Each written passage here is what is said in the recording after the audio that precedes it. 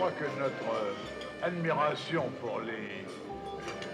je cite des noms, les Chaplin, les Griffith, les Stroheim, les Fred Niblo, les Clarence Brown...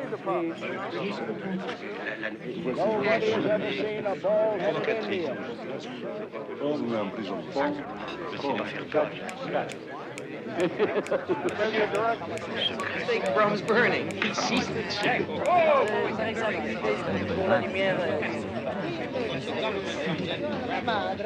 E allora succede questo,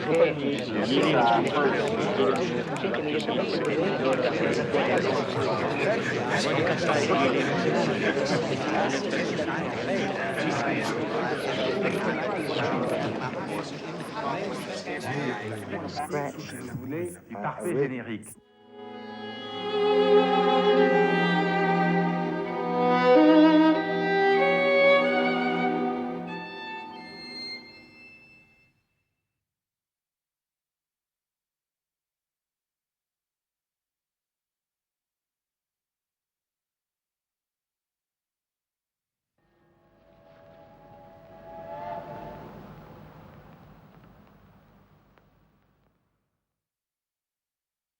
Larissa guettait l'arrivée de l'avion de Moscou. 20 secondes environ.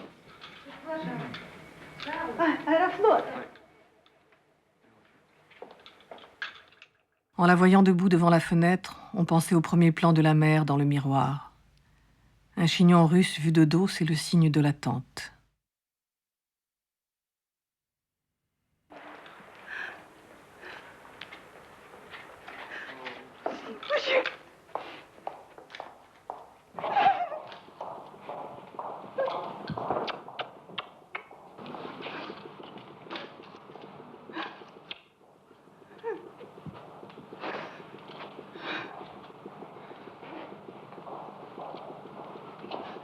Il y avait 5 ans que Larissa n'avait pas vu son fils, ni sa mère.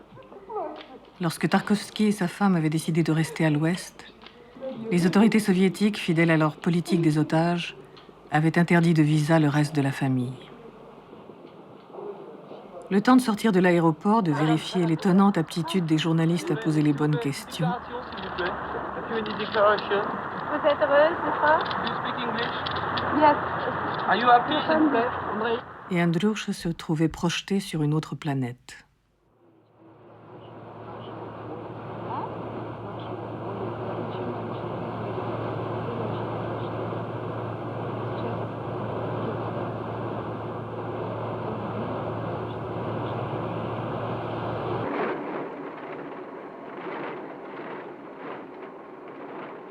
Cette image aussi appelait d'autres images, d'autres films.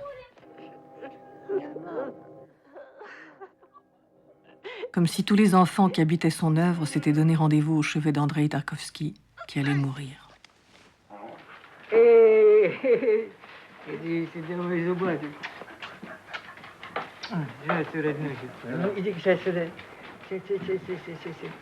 Боже мой, он совершенно не похож на себя. Ах ты мой хороший. Совершенно на себя не похож. Какие-то зубы выросли. А? Зубахи. Даже зубахи она совершенно не изменилась. А тебя изменилось ужасно. Раздевайся. Нет, это слишком. Ну-ка встань, встань.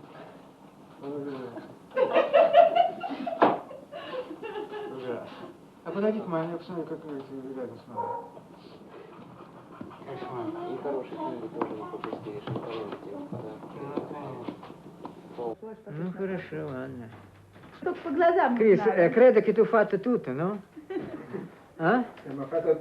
Léon, viens ici, avec champagne. Après 5 ans de démarche et de surdité bureaucratique, il avait fallu qu'ils apprennent de sources médicales à quel point la santé de Tarkovsky se détériorait gravement pour que les soviétiques consentent à laisser partir Androuche. Quand les 2 envoyés de l'ambassade étaient venus le lui annoncer, Andrei les avait pris pour des tueurs du KGB. Ils sont venus pour me liquider. Idée absurde à ce moment-là, mais image qui en disait long sur une époque et qui venait de loin.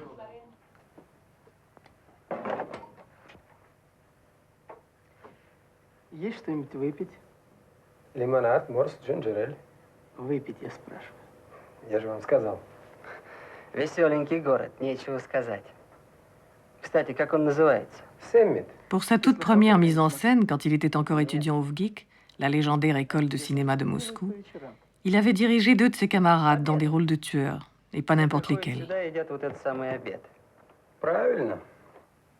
По-твоему, правильно? Конечно. You're a pretty bright boy, aren't you? Sure. Well, you're not, is he, Tiens, un dialogue qui sonne familier. Hey, yo, what's your Sans name? doute ne connaissait-il pas le film de Robert Siodmak, Адамс. mais c'est la même nouvelle d'Hemingway qu'il avait adaptée, The Killers. Куда, правда, Макс? В этом городе все как на подбор. Вы что заказывали? А ты не помнишь? Яичницу с ветчиной. Ну разве не умница? Et ce travail d'école réservait une autre surprise, l'entrée de l'auteur qui s'était octroyé un petit rôle. Pour sa première apparition à l'écran, Andrei Tarkovsky sifflote Lullaby of Birdland.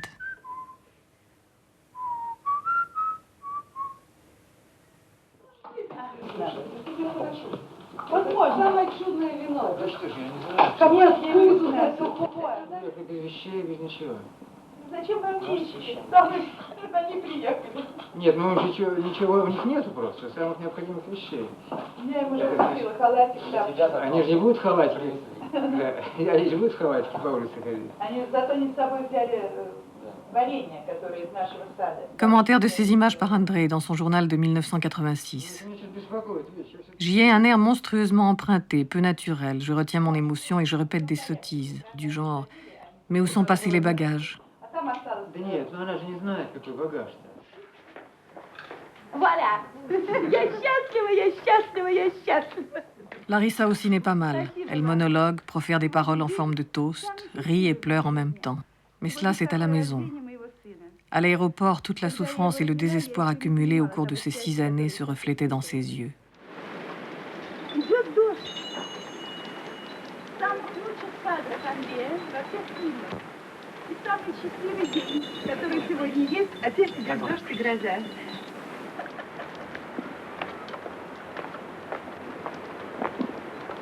Как в зеркале, как в сталкере, как всюду идет дождь. Il pleut beaucoup chez Tarkovsky, comme chez Kurosawa. Un des signes sans doute de cette sensibilité japonaise à laquelle il se référait souvent. Et comme chez les Japonais, un rapport physique à la nature. Il n'y a pas plus terrienne, plus charnelle que l'œuvre de ce cinéaste réputé mystique. Peut-être parce que la mystique russe n'est pas celle d'un catholicisme terrifié par la nature et par le corps. Chez les orthodoxes, on respecte la nature, on révère le Créateur à travers sa création. Et en contrepoint des personnages, chaque film noue une intrigue entre les 4 éléments. Quelquefois traités séparément, quelquefois appariés. Dans le miroir, un simple mouvement de caméra réunit l'eau et le feu.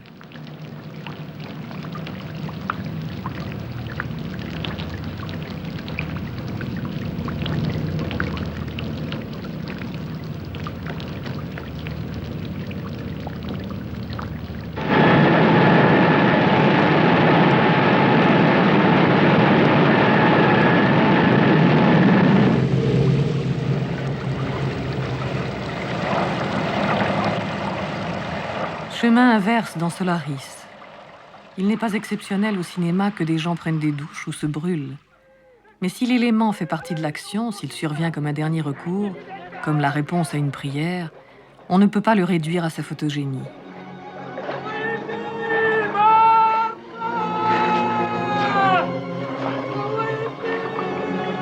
L'eau où se perd la femme poursuivie dans Andrei Rublev, celle où Ivan continue de courir au-delà de la mort, est une eau libératrice, une eau miséricordieuse, comme la nature et comme Dieu.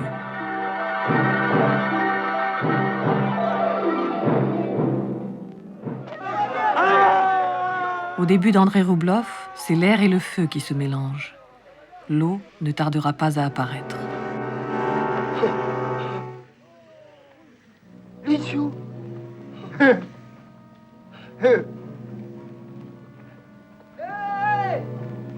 Эй, Ефим! Ты куда?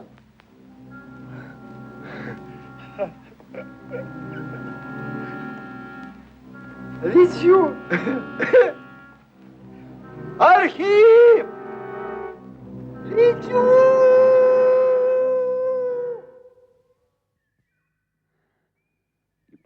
Et puis la terre, présente, jusqu'à la filmer au plus près, à hauteur de racine.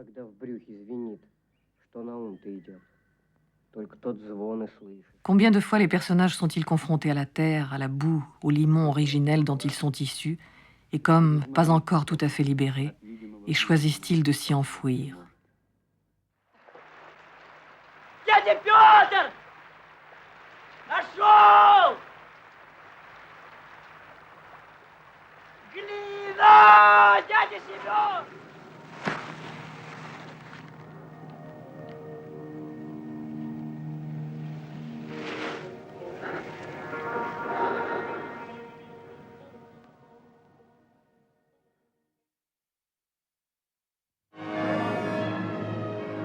Boris Godunov n'est pas un film, une mise en scène de théâtre à Londres. Et pour l'auteur de ce portrait, l'occasion d'une confession très russe. Car il a volé les jolies jumelles qu'on loue à Covent Garden, et pour une raison encore plus inavouable que le crime. Dans l'espoir qu'un jour, par magie, elles restitueraient les images qu'elles avaient vues. Car étrangement, il n'existe aucune trace du spectacle de Londres. Seulement une honnête reconstitution au théâtre Kirov de Leningrad, qui au moins nous a fait voir les grandes idées de mise en scène. Comme dans les films, Boris s'enfouit dans la terre russe. Mais il est le tsar, c'est-à-dire un symbole. Et donc il s'enfouit dans le symbole de la terre, un tapis à l'image de l'Empire. Il s'enfouit dans la Russie. La carte devient le territoire et l'histoire à son tour est un élément.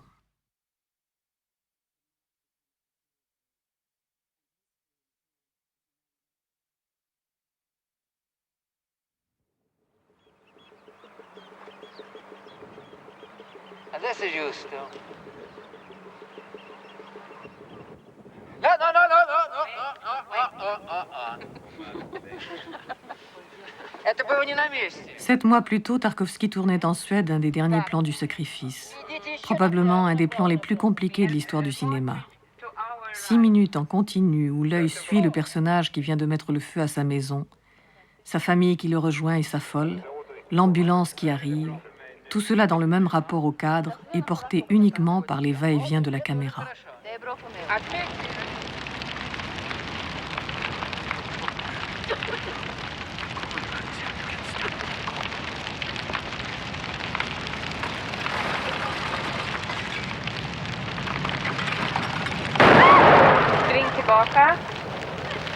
Вы его ловите. You catch him? Вот здесь и Гудрон достает его. Gudrun, you run after him. Окей. Потому что здесь будет машина гореть, Свен.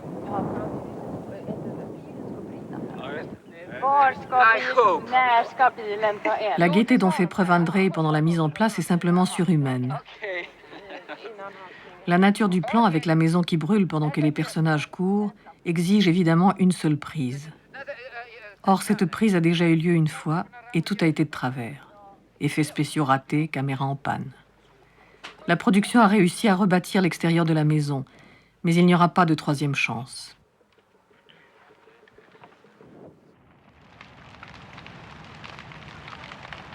L'exigence de ce plan unique n'est pas un caprice de metteur en scène virtuose. Ici, les 4 éléments jouent ensemble. La terre et l'eau étroitement mêlées, la mer libératrice à l'horizon, le feu apporté par l'homme, et l'air qui enveloppe le tout, signifié par cet espace, cet éloignement des bords, qu'en langage de photographe on appelle justement de l'air. Traiter cela de manière classique, plan rapproché, contre-champ, insert de l'incendie, aurait tout faussé. L'action entière doit tenir dans un seul cadre, où le travelling n'est plus affaire de morale, mais de métaphysique. Ага, pardon. Вот. И какая оптика? Directeur de la photographie, Sven Nylkvist, l'opérateur attitré de Bergman. Au début, Sven était troublé par cette façon d'André de composer ses plans depuis la caméra. Il lui volait sa place. Ensuite, la complicité s'est établie et le jeu se résume à savoir qui sera le plus perfectionniste.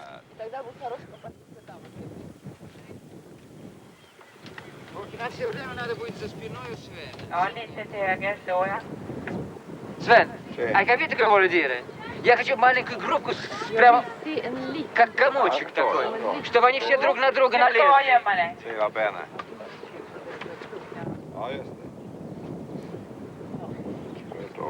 Ni ska vara som en enda klump. What do you think? Det är bra. Теперь посмотри, что дальше. On parle en permanence 4 langues sur le tournage, quelquefois 6. Dans l'italien qu'il a appris en exil, André communique avec Sven qui a travaillé à Cinecittà. Le russe, le suédois et l'anglais s'y ajoutent, le tout orchestré par la formidable Leila Alexander qui traduit même les gestes. Прошлый раз, когда мы снимали. Förra gången. Ты очень хорошо, когда вставал, вырывался от них. Ты с ними даже дрался. Det var jättebra. Du nästan slogs med dem. Du kämpade emot med dem. Теперь, еще раз. Сьюзен, Сьюзен, Валерий, Филиппа, окей. Значит, как только вот мы сделаем вот эту панораму после Гудрун, As soon as we have this standing after Gudrun. на них, Сьюзен же сразу пойдет, и вы сразу поедете. So Susan begins to walk straight away, and you're going to. А когда ты выходишь прощаться с ним, When you go out and say sort of. ты должен вот что делать. Ты должен подойти к нему вот так сделать. You must come to him. Отвезти его вот сюда. And take him, you know. Patiemment, André les reprend tous, un par un. Une seule erreur de place ou de geste, et ce serait de nouveau la catastrophe, cette fois irréparable.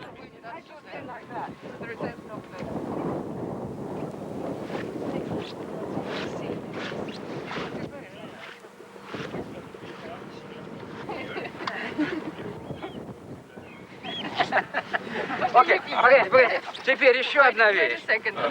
Теперь, когда вы бежите вдвоем, When you two run, вы бежите, то есть слишком, вам надо бежать немножко правее. you must run a little bit to the right, you know, from our right. Но не от вас, а от вас From налево. camera's right. So beginning. At the beginning, when we came from the trees, Yeah. То есть, We're hiding behind it. иначе вас so Эрл we are right that way. We must No. Yeah, right from the camera. Right for the camera, not from the... Left from me. Left for you. For you left. А потому что, Андрей, это потому что... Теперь, Эрланд, Ja. и вы. Дело в том, что вот там ты не должен дать себя поймать им второй раз. Jaha, där fångar du inte honom där borta. Och de har rätt. Тебе нужно делать такой финт. Du ska göra någon sån där, du vet. Att Jag låser mig direkt med samma. de fångar inte det alltså. Nej, med samma. Ja, jag förstår. Okej. De försöker bara. försöker, Все в порядке. tar aldrig honom. Och Sven är med hela tiden И där. Свен все время с нами там бодается. Да, конечно. Jag kommer lite efter dig, ja. Немножечко вот так, с ними как бы. Да, ну важно, вам нужно плотной группой за ним Men бежать. ni ska springa som en tät grupp. Att ni Ни в коем случае не разбегаться. Alltså inte Men det blir springa åt olika naturligare då håll. också. Тогда Att vi inte hinner естественно, ikapp om du Да. liksom förhindrar det. потому что мы не успеваем, что он как будто бы там прерывает. Я. Окей. Пойдемте есть. Окей, ну ska vi... Lunch. And we meet here again.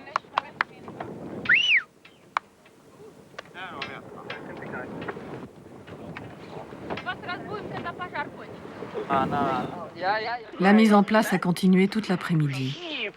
Parmi 100 gestes drôles, il y en avait un qui aurait pu nous inquiéter. Mais nous ne savions pas encore. Attention, please.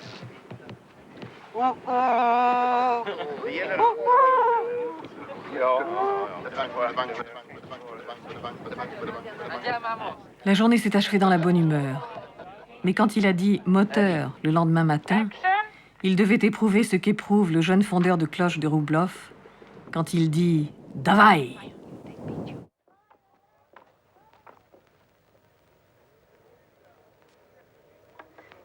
Давай!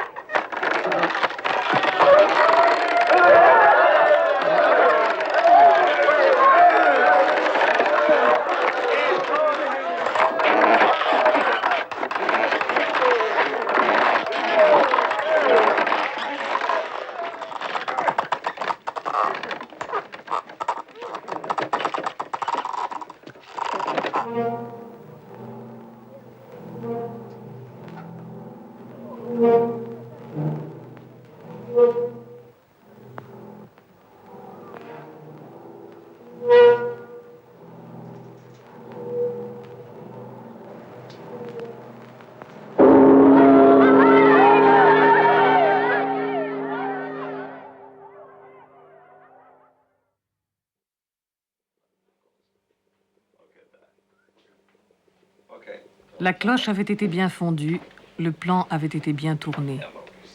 Mais ce qui frappait le visiteur, c'est qu'André mettait autant d'intensité et de concentration à régler un travelling qu'à filmer un tableau.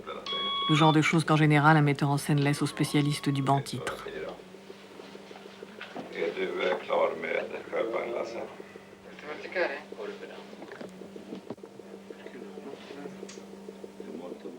Con questo cavallo a destra, il cavallo a sinistra, senza questo albero. Questo sarà il nonno in centro. Senza verticale. Solo verticale, eh? Guarda bene, eh? Solo verticale, guarda, a me piace, non lo so. Cosa tu pensi? Così verticale, va? Vad är det för något? Vad då? Tavlan där. På väggen, vad är det? Jag ser inte riktigt. Den är bakom glas och så är det så mörkt. Det är heliga tre konungars tillbedjan. Leonardo. Léonard de Vinci est souvent évoqué dans les films. Cette évocation a un sens précis. L'homme qu'on voit ici tendu comme un arc au moment d'une prise de vue mineure l'a dit 100 fois. Mon but est de placer le cinéma sur le même rang que les autres arts.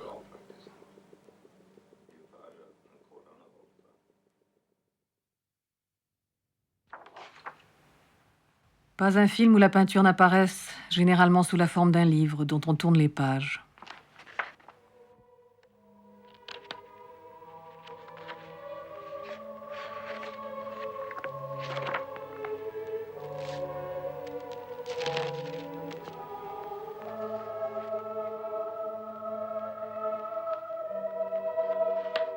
Et dans l'enfance d'Ivan, même au cœur de la guerre. Это немцы? Да, старинная. Все равно фрицы. А вот этот на лошади, худущий. Я точь-в-точь такого на мотоцикле видал. Смотри, тоже топчут народ. Так это ж выдумано. Выдумано. Я их знаю.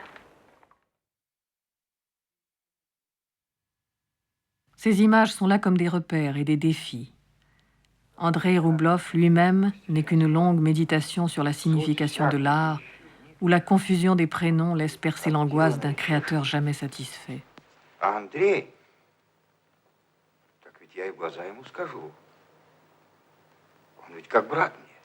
Хвалит его. Это верно. Так ведь он и краски ложит тоненько, нежно. Умело кладет.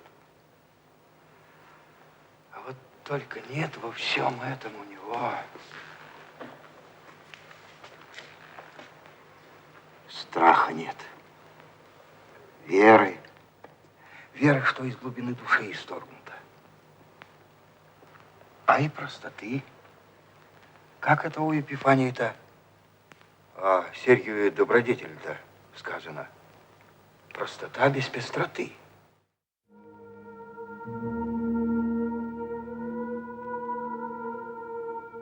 La beauté est au cœur de la foi, écrivait le père Florensky.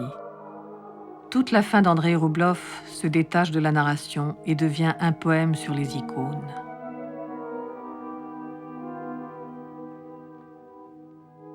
Il les exalte, il les fouille, il explore les formes qu'elles recèlent comme il filmait la terre au ras des plantes. Et de même que ce film sur la Russie du Moyen-Âge est finalement le seul vrai film sur notre époque, il montre aussi d'où venaient ces formes qui nous ont saisis à l'orée du XXe siècle et que Malevich était déjà dans Roublev.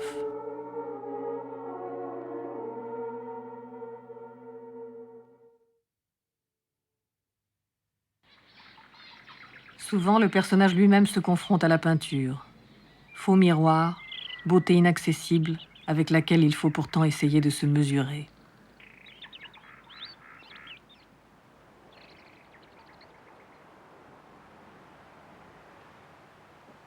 Le reflet dans la peinture est une seconde approche du miroir.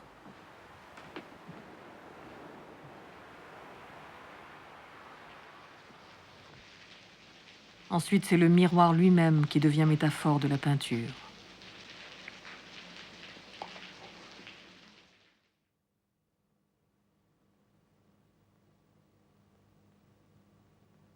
Я совсем себя не знаю.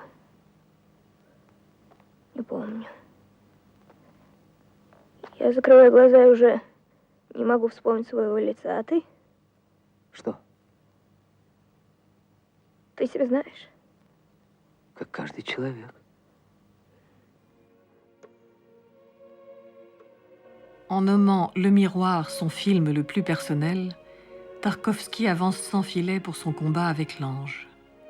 Armé de tout ce qu'il a appris de la peinture, avec comme fidèle allié cet art suprême, la musique, c'est maintenant au cinéma de prouver qu'il peut, par ses propres moyens, atteindre la beauté pure.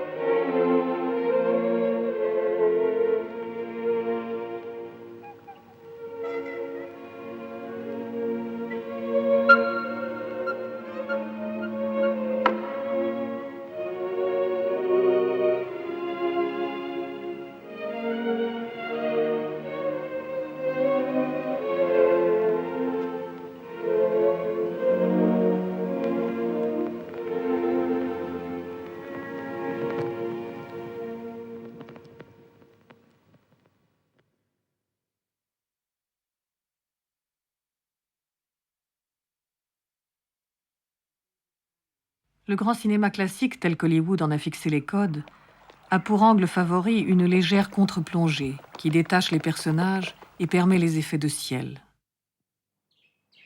Chez Tarkovsky, c'est généralement l'inverse. La caméra est un peu au-dessus des personnages qui s'enracinent dans le paysage. L'Américain naïf contemple le ciel. Le Russe, en tout cas ce Russe-là, s'installe au ciel et contemple la terre.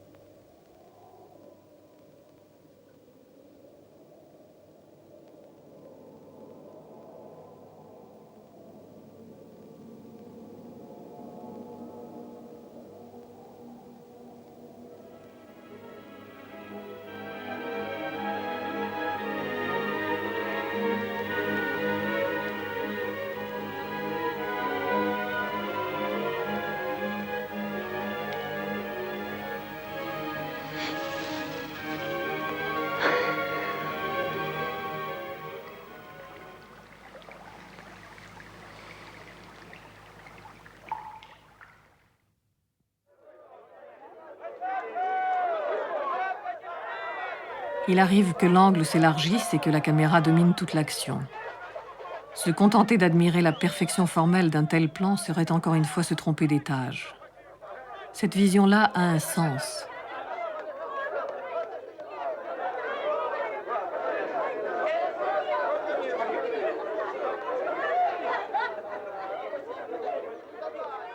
Nous sommes dans Andrei Rublev, au moment où le jeune garçon qui prétend détenir le secret de la fabrication des cloches est parvenu à mobiliser une foule de travailleurs pour son projet. On apprendra à la fin qu'en fait il ne savait rien, qu'il avait menti, mais que ce mensonge pouvait être en lui une présence clandestine de la foi. Et pendant que le travail avance, la caméra ne se contente plus de dominer, elle s'envole et finit sur un apic absolu, un regard perpendiculaire que nous autres orthodoxes connaissons bien. C'est le regard du Christ Pantocrator, celui qui du haut de la coupole des églises nous contemple et nous juge.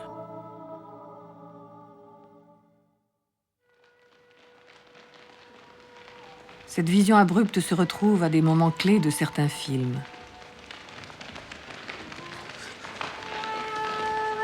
Sur la scène d'Apocalypse du sacrifice.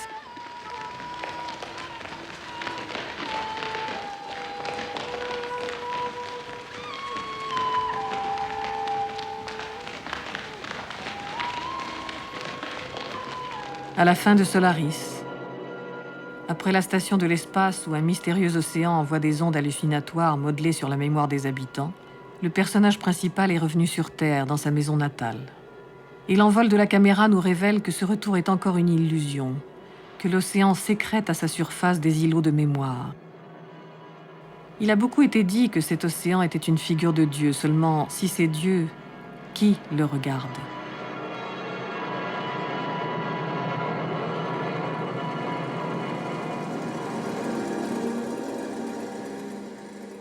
L'occultisme était pour Andrei quelquefois un raccourci avec l'au-delà.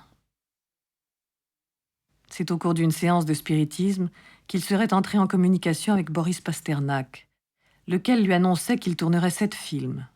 Seulement, avait dit Andrei, mais des bons, répondait Boris Leonidovitch. Et si l'on accepte ses travaux d'école, Tarkovsky réalisa bien 7 films.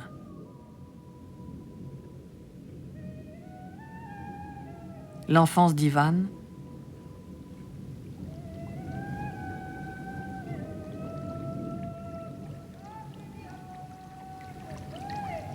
Andrei Rublev, Solaris, Le Miroir, Stalker, Nostalgia et Le Sacrifice.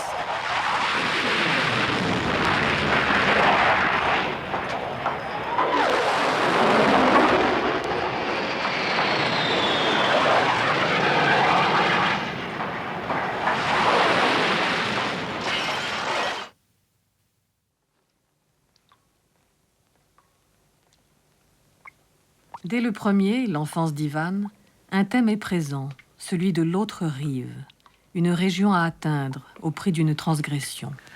Если узнают, что ты ходил на тот берег, да еще самовольно,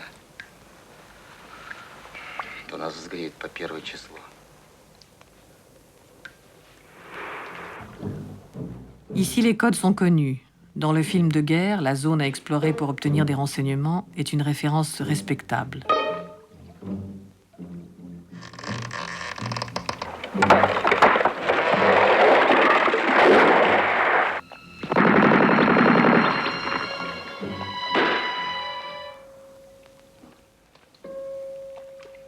Все, ребята, на месте.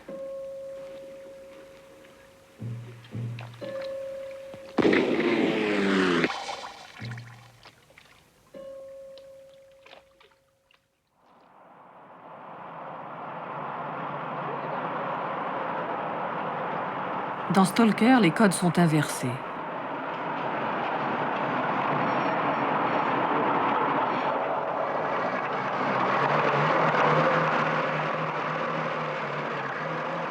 Une imagerie concentrationnaire classique, mais par un formidable retournement, la liberté est à l'intérieur des barbelés.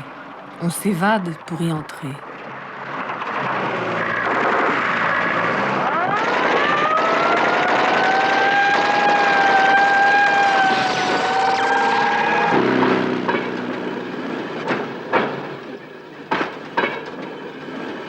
А они нас не догонят? Да что вы? Они ее боятся, как огня. Кого? La question reste sans réponse.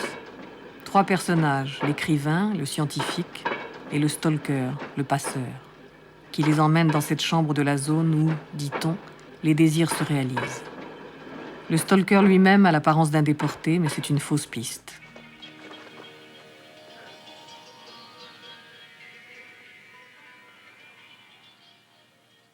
Зона — это очень сложная система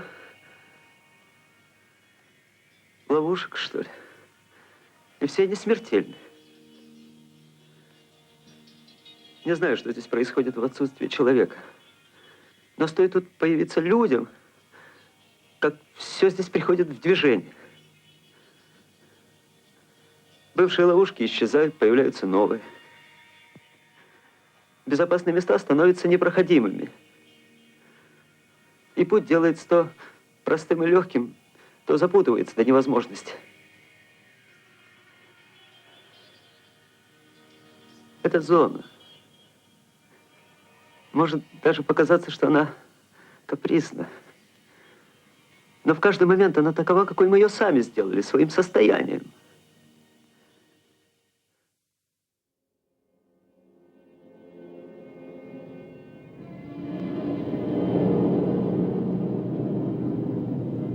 L'océan de Solaris communiquait aussi avec les consciences.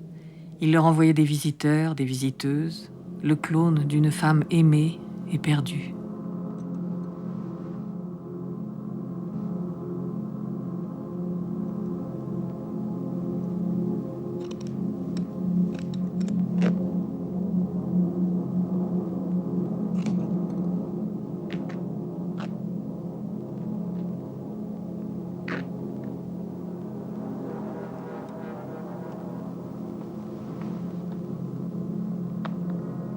Темно.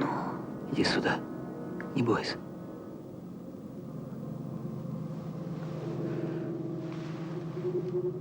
Mais cela se passait dans les termes de la science-fiction, avec un répertoire de causes et d'effets, une station de l'espace, une planète bizarre dont il fallait étudier les manifestations. Une scène de lévitation était expliquée et annoncée par un passage en gravité zéro.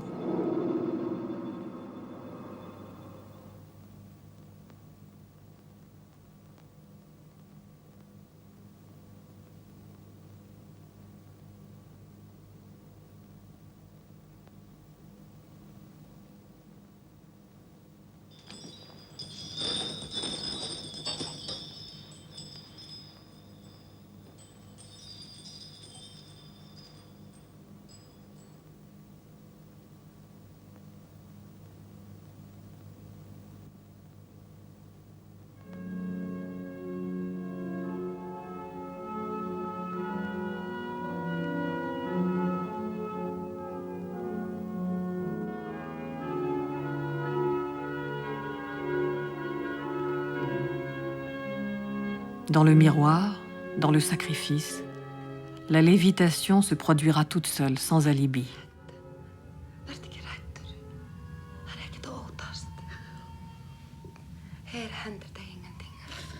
Plus l'œuvre avance, plus elle s'allège de prétextes et de raisons.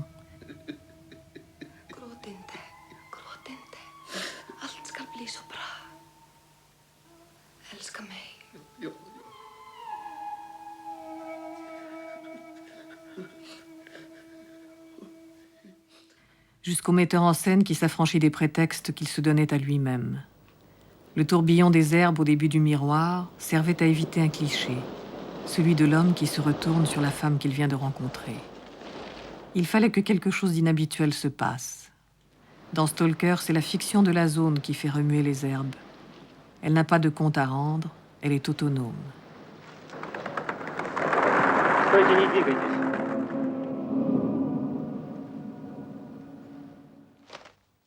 Не надо. Не трогайте! Да не трогайте же вы! Да вы что? Спятили? Вы что? Я же говорил, тут не место для прогулок. Зона требует к себе уважения, иначе она карает. Mais dans une interview, André disait que peut-être la zone n'existait pas et que c'était le stalker qu'il avait inventé pour que les hommes soient moins malheureux. Если бы только знали, как я устал. Одному Богу известно. А еще называют себя интеллигентами, эти писатели, ученые. Успокойся. Они же не верят ни во что. У них же орган, этот, которым верят, атрофировался. Успокойся. За ненадобностью. Постарайся уснуть, а? Усни. И никто не верит. Не только эти двое. Никто. Кого же мне водить туда? Господи. Самое страшное, что не нужно это никому. Никому не нужна эта комната. И все мои усилия ни к чему. On imagine l'effet de tels propos sur les autorités soviétiques. Stalker fut cité comme exemple du niveau médiocre des films produits par Mosfilm. Я очень скорбил, потеряв Андрея Тарковского. Все мы скорбили. Он был любимым человеком нашего киноколлектива. Я знал о той горечи, которую ты переживаешь с его кончиной. Я должен тебе сказать, что осуждение его поступков всех не разделяет наш коллектив. Он с такой же болью, как ты, как многие в Париже, с такой же болью мы отмечали гибель этого чудесного, интересного человека. Сейчас уже прошло то время, когда это могло случиться. Oui, mais c'était arrivé. Et l'hommage émouvant d'un vieux bolchevique n'efface pas 20 ans de tracasseries en tout genre. L'enfance d'Ivan, démolie pour individualisme et onirisme petit bourgeois. Solaris, honoré d'une liste de 35 remarques qui préconisent des coupures d'une belle variété depuis supprimer le concept de Dieu jusqu'à supprimer les plans où l'on voit Christ se promener sans pantalon, sans qu'on sache clairement laquelle de ces deux transgressions était la plus grave. André Roublev et le miroir sabotaient à leur sortie. Un harassement continuel qui le conduira à choisir l'exil, lui qui était si naturellement et profondément russe. Potrei tentare di non tornare in Russia, ma questo pensiero mi uccide, perché non è possibile che io non possa rivedere mai più nella vita il paese dove sono nato, le betulle, l'aria dell'infanzia. André n'était pas un dissident. Invité à participer à un film sur la dissidence, il répondait « Et pourquoi pas sur les kolkhozes ?» Ces héros n'étaient pas des rebelles, c'étaient des étrangers à ce monde, comme l'idiot de Dostoïevski qu'il rêvait d'adapter. Ces films sont traversés par ces idiots, ces fous, ces aliens, dont l'archétype est le Yurodivy, que faute de mieux on traduit par l'innocent dans Boris Godunov. Pour faire comprendre ce qu'est un Yurodivy, il avait inclus dans le programme l'histoire légendaire de la pianiste Maria Yudina et de Staline. Un soir, Staline entend à la radio le 23e concerto de Mozart joué par Yudina et ordonne qu'on lui apporte le disque le lendemain matin pour le réécouter. Consternation. C'était du direct, le disque n'existait pas. On appelle un premier chef d'orchestre qui se cache, un deuxième qui s'évanouit, un troisième qui accepte en tremblant. Bref, tout le monde panique, excepté Yudina, personne impavide qui aimait les chats et faisait le signe de croix au début de ses concerts. À l'aube, le disque est pressé, et Staline, ravi, envoie une prime de 20 000 roubles à la pianiste, qui lui répond « J'offrirai cet argent à mon église et je prie pour que le Seigneur vous pardonne vos péchés contre notre peuple. » Évidemment, l'ordre d'arrestation est tout prêt, mais Staline ne dit rien. Et Youdina est sauve. C'était une Yurodivaya. Incroyable. Mais la scène est dans Boris, où des milliers de Russes victimes de tyrannies successives la déchiffrent depuis un siècle. Et c'est bien pourquoi Andreï tenait à la citer dans le programme de Covent Garden. L'innocent proclame le crime du tsar, les gardes se précipitent, mais Boris les arrête et demande aux Yurodivy de prier pour lui.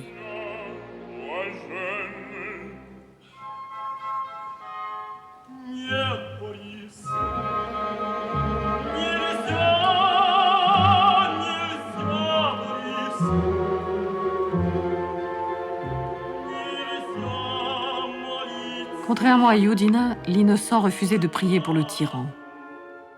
Mais le plus extraordinaire de l'histoire n'est-il pas qu'un jour, Staline ait voulu écouter le 23e concerto de Mozart.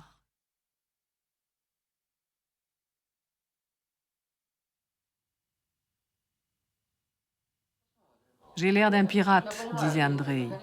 La maladie progressait, et ce tournage vidéo, commencé à Gotland dans le soleil et la gaieté, avait changé de couleur.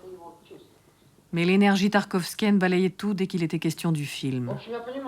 Du fond de son lit, il dirigeait le montage qui se faisait à Stockholm. Sven était venu à Paris, avec l'indispensable Leila, pour peaufiner l'étalonnage. Математически правильных соотношений между тенями. Нету. Ну, есть такое, понимаешь, состояние. Атмосфера потрясающая совершенно. Конечно. De här drömmarna, de kan vi ju göra väldigt kontrastrika. Это как раз белое. Не должно быть, здесь не должно быть сепии никакой. Nej, det har jag sagt helt. И это будет так, очень так. Marias-komplexet. Där kan jag ta ut färg från ansikten. Понимаешь? И общие планы, или там детали. И если это, чем дальше от этих, если в кадре нету лампы, или такого яркого определенного этого света от лампы, а только такой контровой, скажем, из окна, тут цвет ему нужно убирать. Тут надо как-то градации какие-то найти.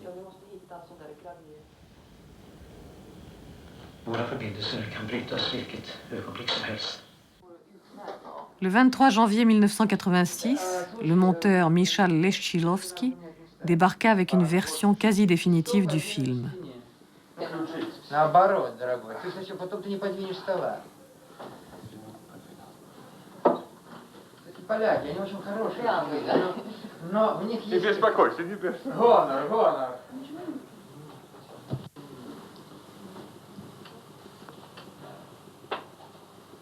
La projection a commencé. C'était la première fois qu'Andreï voyait vraiment son film. Sven prenait des notes. Våra förbindelser kan brytas vilket ögonblick som helst.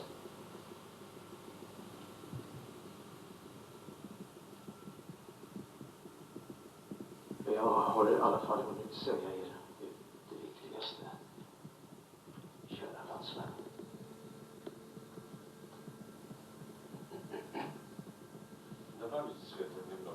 Alla ska stanna där de är. Han har en hustru som mycket väl kan sköta om honom. Dans le sacrifice, la maison était un personnage. Mais à penser aux autres, l'idée venait que de film en film, en même temps qu'il se bâtissait une vraie maison, quelquefois de ses propres mains, Andreï édifiait une maison imaginaire. Une seule maison où toutes les pièces communiquaient et aboutissaient au même couloir. En ouvrant une porte à l'improviste, les acteurs du miroir pouvaient y croiser ceux de Nostalgia.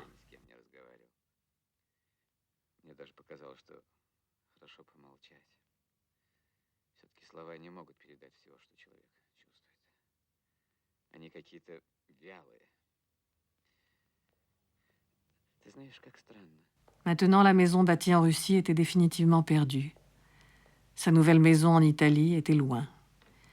Et Tarkovsky regardait la maison de son film depuis une autre maison de passage, comme il en avait tant connu. Et c'est peut-être pourquoi l'objet extrême du sacrifice devait être une maison. Jag skänker dig allt jag har. Jag överger min familj som jag älskar. Förstör mitt hem. Avstå från kost. La projection s'est terminée. Quelqu'un a applaudi. André a crié « Lumière ». Est-ce qu'il a pensé à la prophétie de Pasternak?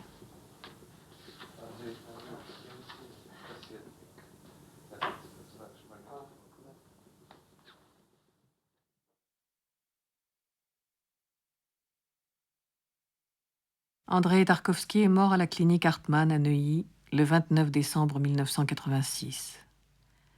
C'était le Nouvel An. Comme dans le vieux cinéma expressionniste où un cortège funèbre traverse forcément un carnaval, c'est une forêt de sapins en fait qu'il a fallu franchir pour parvenir à cette cathédrale qui porte un nom de film, Saint-Alexandre Nevski. En 1984, Andreï Tarkovsky, le cinéaste soviétique Andreï Tarkovsky, décédé le 28 décembre dernier d'un cancer à l'âge de 54 ans. C'était cet après-midi à la cathédrale russe orthodoxe, dans le 8e arrondissement à Paris, que se sont déroulées ses obsèques, à l'issue desquelles Rostropovitch a interprété une suite de Bach.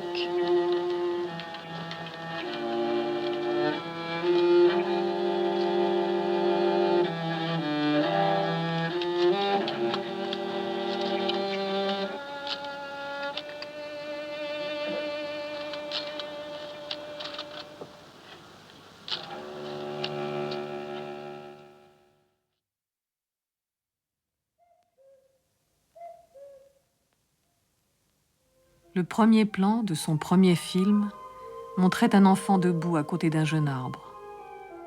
Le dernier plan de son dernier film, un enfant couché au pied d'un arbre mort. On pourrait y voir une boucle bouclée et un signe d'adieu. Mais quand il a tourné ce plan, André ne savait même pas qu'il était malade. Une énigme de plus que chacun déchiffrera selon ses codes. D'autres nous font la morale. Les très grands nous laissent nous débrouiller avec notre liberté. Chacun devra décider pour lui-même si l'océan de Solaris existe, si la zone du Stalker existe, si Alexandre, le personnage du sacrifice, a accompli ou non un miracle. Il devra trouver sa propre clé pour entrer dans la maison de Tarkovsky, le seul cinéaste dont l'œuvre entière tient entre deux enfants et entre deux arbres.